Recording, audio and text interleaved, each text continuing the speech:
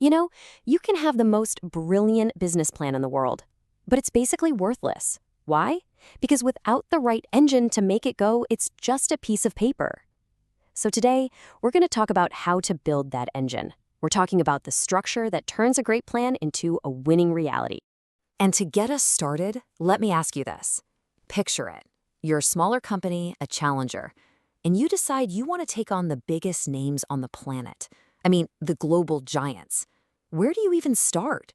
How do you possibly compete? Well, this isn't just some theoretical question. This was the real-life David versus Goliath story of a company called Wipro Technologies. They were an Indian IT company, and they looked at the titans of the industry, we're talking IBM, Accenture, and said, we can take them on. Their goal was huge, become a global powerhouse. So what was their secret weapon? You might think it was some amazing new tech or a massive marketing budget. But nope. Wipro's secret was something much more fundamental. They completely re-engineered how their company was built. They mastered this one powerful management concept, organizing. And honestly, it changed everything for them. Okay, so here's what we're going to cover. First, what is organizing really? Then we'll get into a simple 4-step blueprint. We'll compare 2 major ways to structure your company, talk about the crucial art of delegation, and finish up with what might be the hardest part, the power of letting go. All right, let's dive in. First up, what exactly is organizing? Well, think of it like this. It's the bridge that takes you from a great plan to actual action.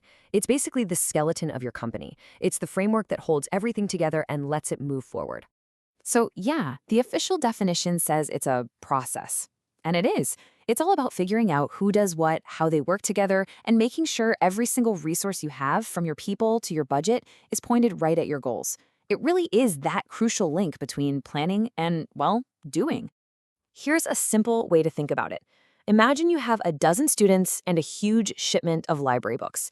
If you just say, hey, unload these, what happens? Total chaos, right? People are bumping into each other, 2 people are doing the same task, and books are getting dropped.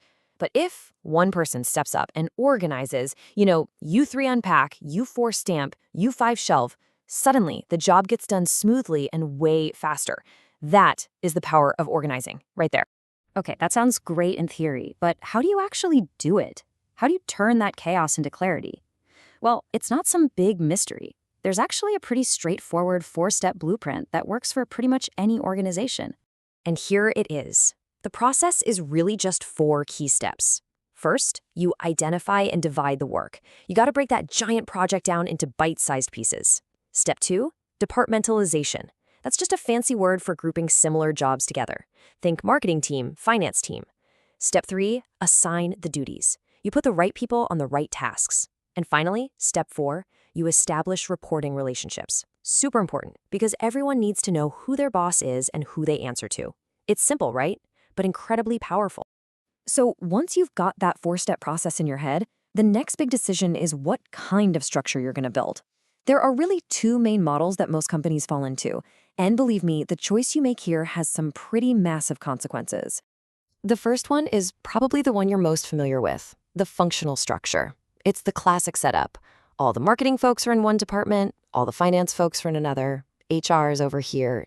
You get the picture. They're all grouped by their specific skills. And the big advantage of this is you get a ton of expertise and efficiency in each one of those functions. But then you have the other option, the divisional structure. Now this is different. Instead of organizing by job type, you organize by product or market. So you might have a cosmetics division, a garments division, a home goods division. Each one is like its own little mini company. And this is exactly what Wipro did. They created separate divisions for their different services, and that gave each one the freedom and focus it needed to really take off. And there are definitely clear trade-offs here. I mean, look at this. The functional structure, it's more economical because you're not duplicating roles. But man, when something goes wrong, good luck pinning down which department is responsible. The divisional structure, on the other hand, is more expensive. You've got multiple marketing teams, for example, but it makes it super easy to see who's performing. Plus, it's a fantastic training ground for future general managers. Okay, but here's the thing. You can pick the perfect structure, functional, divisional, whatever, and it can still completely fall apart. Why? Because of the people inside it. And that brings us to one of the most critical skills in management, the art of delegation. Because let's be real, you can't do it all yourself. You just can't. I mean, we've all known a manager like this, haven't we? Buried under a mountain of files saying, nothing gets done unless I approve it. What happens? They become a total bottleneck and the entire team just stops. This is exactly the problem that learning to delegate solves.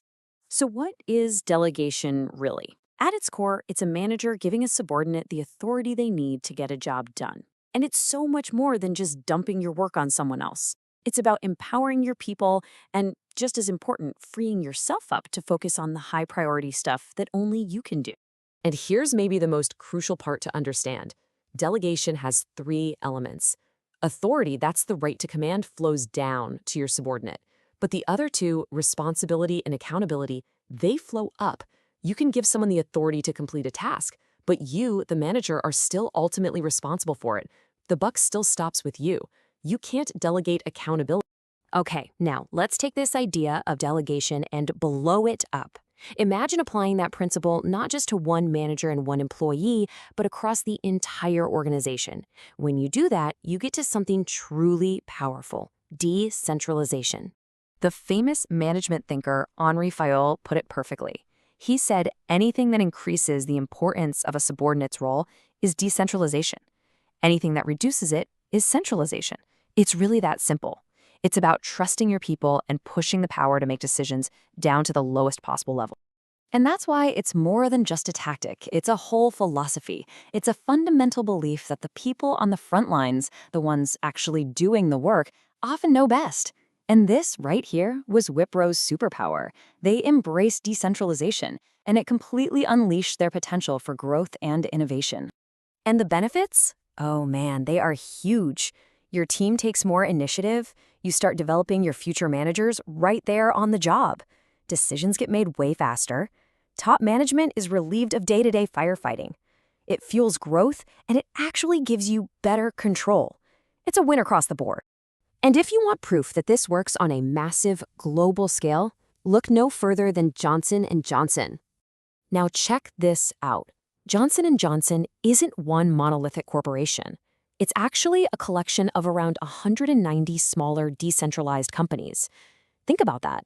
This incredible structure gives them the best of both worlds. They have the agility of a startup, but with the power and resources of a global giant. It is an absolute masterclass in decentralization.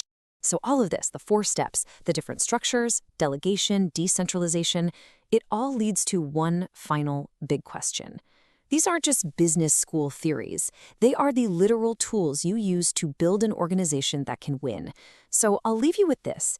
Take a hard look at your own company or your own team. Is its structure built to win today, or is it built to win tomorrow?